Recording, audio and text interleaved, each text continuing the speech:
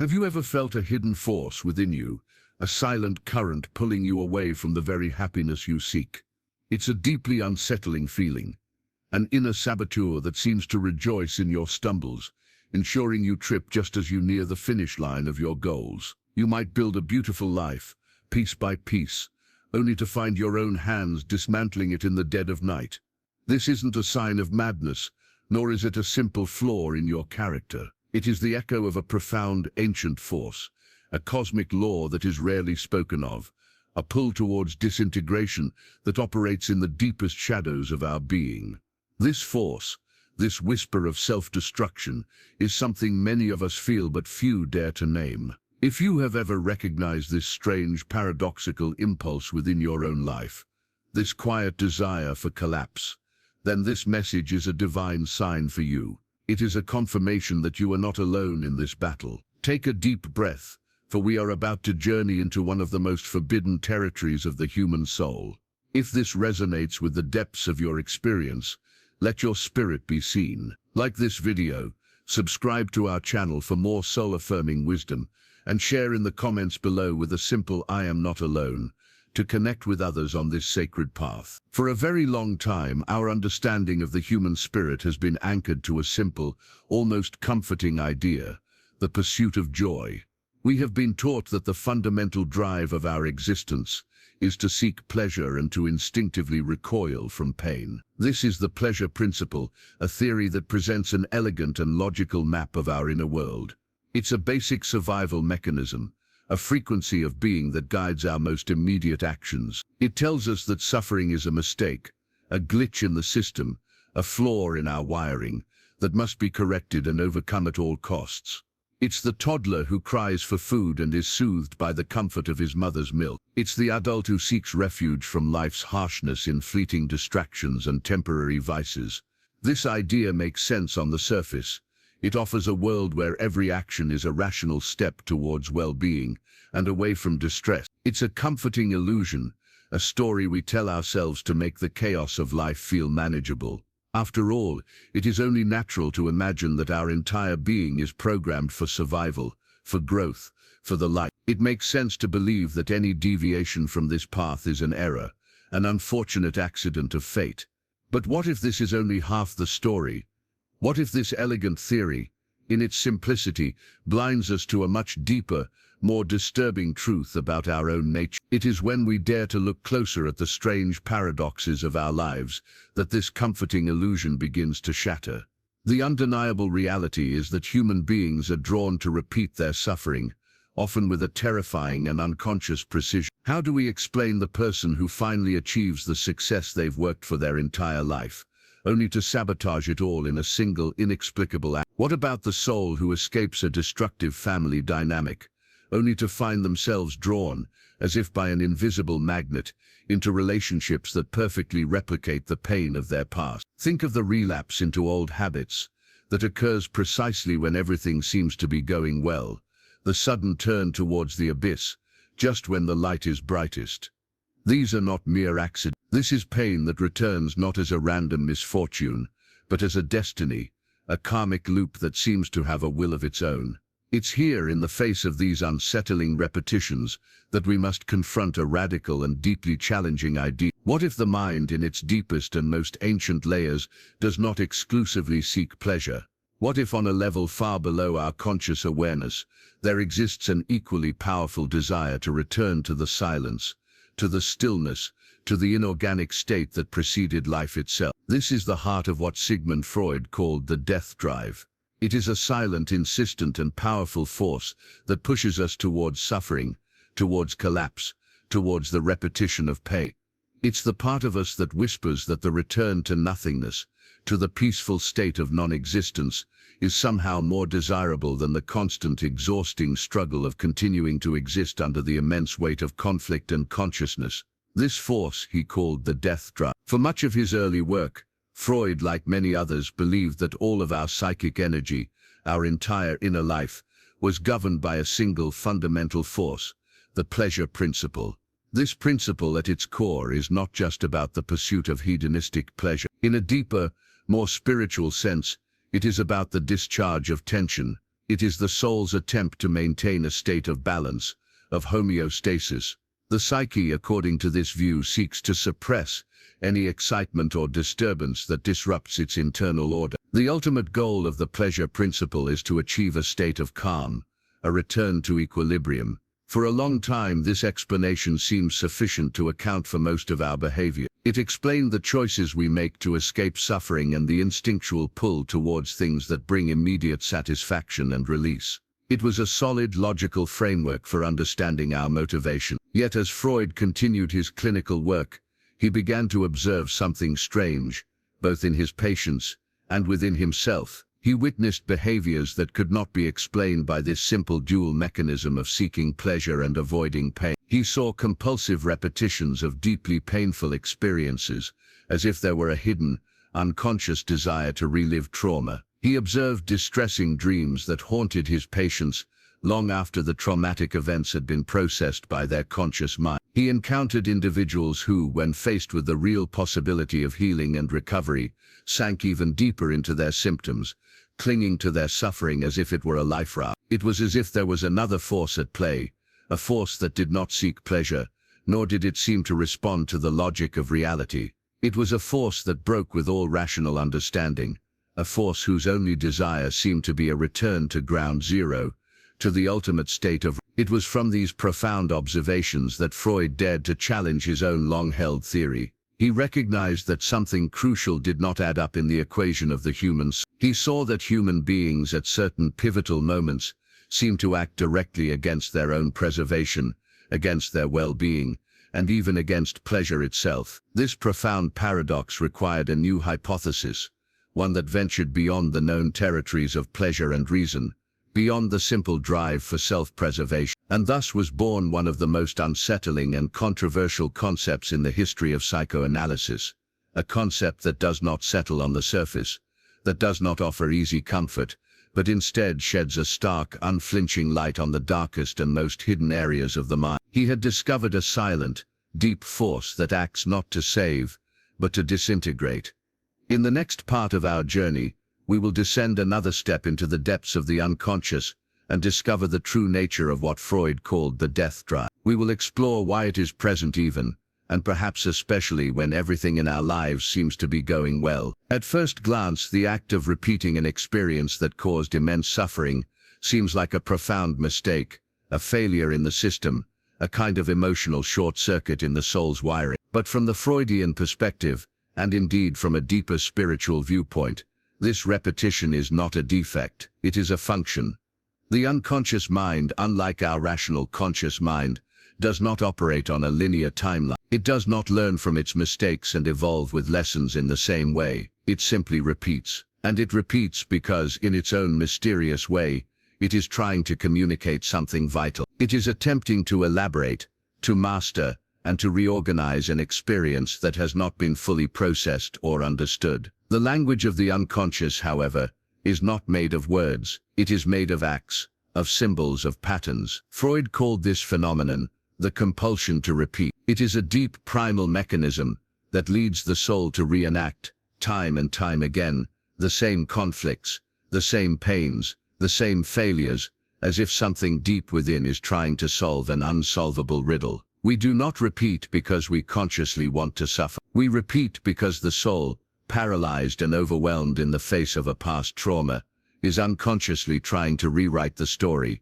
to finally gain control over what once shattered. It is an internal theater where the play never ends, where the roles are always the same, and the outcome is invariably, tragically, the same. It is as if the psyche is saying, "This time I will understand, this time I will control it, this time I will not be destroyed." But it cannot succeed, because the original trauma, the scene that started it all, is frozen outside of time. It is crystallized in the unconscious structure of our being, and as long as it is not brought into the light of consciousness, it will continue to demand its repetition, like a restless ghost that insists on being seen and acknowledged. This pattern can manifest in countless ways. We see it in people who repeatedly enter into abusive relationships, even when they are fully aware of the danger, as if unconsciously reliving childhood dynamics with parental figures. We see it in individuals who abandon their projects, and dreams the very moment they start to succeed,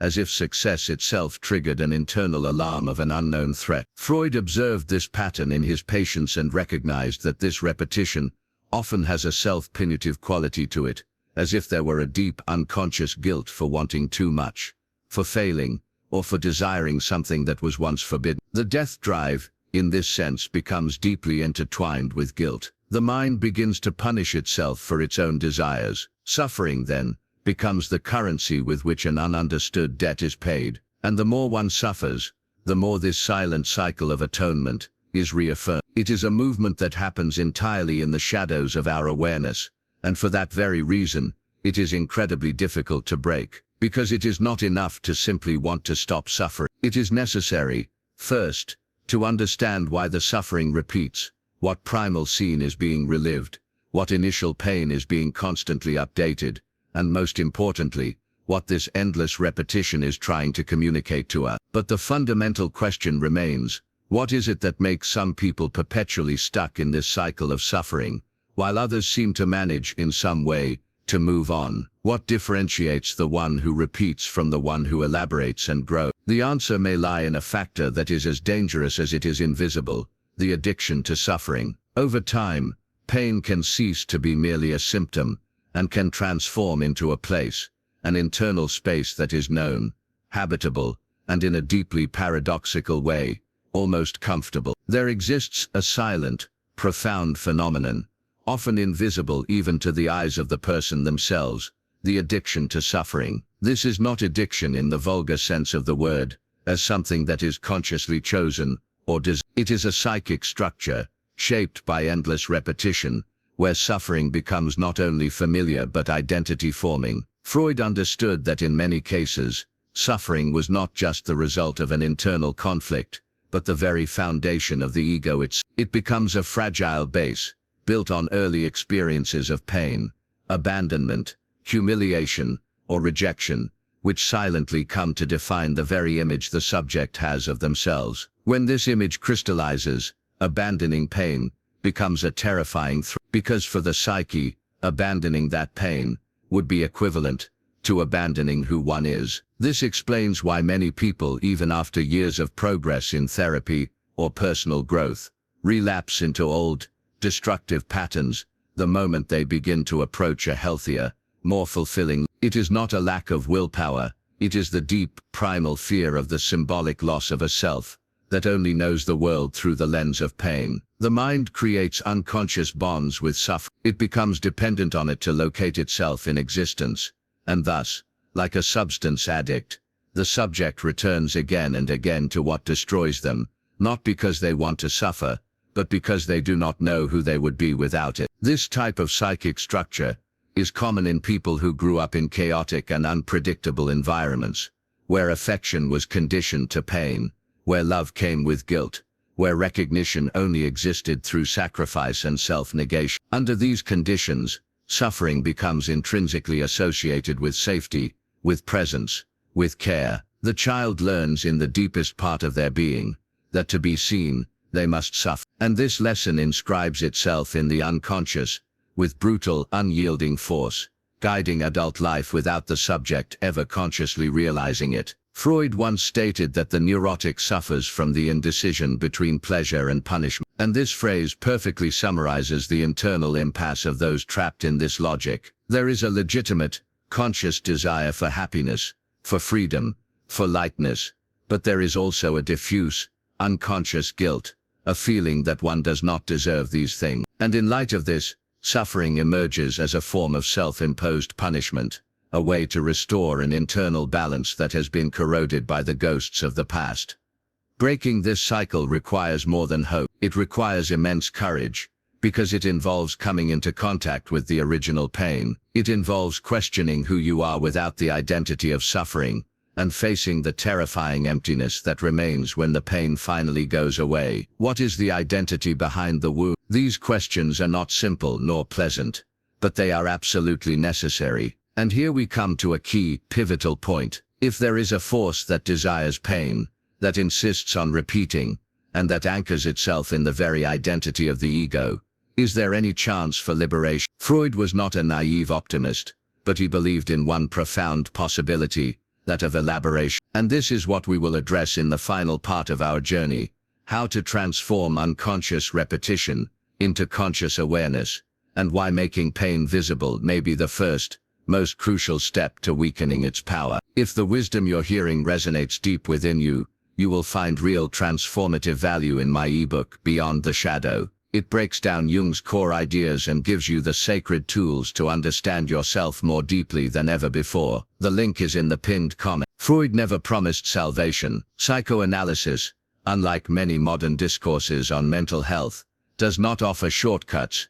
It does not sell cheap optimism, nor does it deliver ready-made formulas for happiness. What it offers is something harder, yet infinitely more valuable: lucidity. And lucidity, for Freud, was the first possible step towards any form of true liberation. This is not liberation in the romantic sense of a life without pain, but in the realistic sense of understanding what binds us so that, who knows, we might begin to loosen the chain. The death drive, that primal pull towards stillness, cannot be eliminated. It is a fundamental part of our psychic constitution. It is at the core of who we are, but it can be elaborated, it can be symbolized, transformed, and integrated into our conscious being. And it is precisely at this point that analysis, the deep work of self-exploration, enters as a tool for confrontation. Freud believed that by bringing to consciousness what is hidden, the repetitions, the unconscious desires, the silent pacts with pain,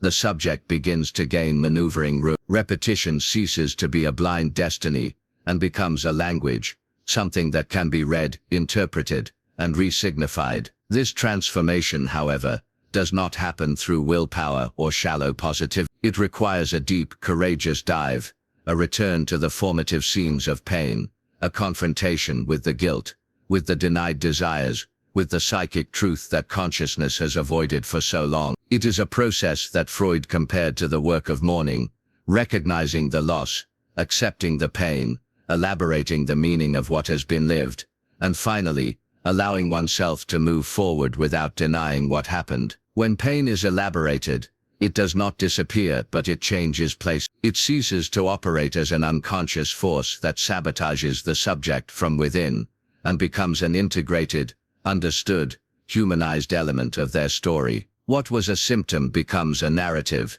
What was a compulsion becomes what was silent suffering transforms into conscious narrative. Freud saw this happen in his patients. He saw people who were previously crushed by repetition begin to find new ways of existence by naming what was once unspeakable. It is not a miracle. It is psychic work, arduous, continuous, and profound, but it is possible. And perhaps the hardest, most crucial point of this entire process is facing one's own emptiness, because when suffering is removed from the center of our identity, a space emerges, a silence, and pain filled everything. Now what will the mind do with this open, empty space? It is at this moment that many people return to pain, because the terror of emptiness is often scarier than the known pain. The absence of suffering can seem a greater threat than its presence, but it is also in this emptiness that true freedom begins. The chance to build something new, something that is not just a reaction to trauma, but a genuine creation. And that is precisely why Freud said, where the id was, the ego must come to be. In other words, where unconscious chaos once reigned, a stronger, clearer, freer consciousness can emerge. But one more step is still needed, because understanding all of this intellectually is not enough. The unconscious does not dissolve with explanation. It needs to be confronted, symbolized, and traversed. And that leads us to the final part of this journey, understanding what it means to make the unconscious conscious, and why this is perhaps the only way to take back the reins of one's own existence. Freud, in his seminal work Beyond the Pleasure Principle, writes something that remains deeply unsettling to this day: the goal of all life is death. This is not a metaphor, it is a clinical, theoretical, and radical statement. For him, there is something in the living organism that silently and relentlessly seeks to return to the inorganic state. This force, the death drive, is the axis that sustains the repetitions of suffering, the self-destructive behaviors, and the psychic cycles that resist change. And that is precisely why Freud argued that the only way to weaken these unconscious forces is to make their content accessible to consciousness. But this does not happen through positive thinking, nor through attempts to ignore or suppress pain. The unconscious does not respond to willpower. It responds to the work of symbolization, listening, and elaboration. This process requires looking at pain, not as something to be eliminated, but as something that carries a deep meaning, even if that meaning is not yet clear. When you repeat it is not out of weakness, it is because your mind is enacting something it has not been able to elaborate. Pain becomes a code, and deciphering it is what allows the transformation of compulsion into consciousness. It is at this point that something begins to change, not from the outside in, but from the inside out. The subject who begins to recognize their patterns, who understands the emotional roots of their repetition, who confronts their unconscious guilt, starts to gain a different kind of freedom. It is not a perfect freedom, but it is a possible freedom, because it arises from lucidity, and with lucidity comes responsibility, because when you understand where your pain comes from, you can no longer attribute it solely to chance or to others. You realize that there is an internal script, and that it can be rewritten, not by erasing the past, but by understanding it deeply. If you have made it this far, something inside you has probably already begun to move. So write in the comments, which idea from this video made you stop and think. Sometimes the simple act of writing is what transforms reflection into consciousness. And don't stop here, the next video is also important on this journey. Each layer you explore reveals more of what acts in silence, and the more you see, the less the unconscious dictates the script.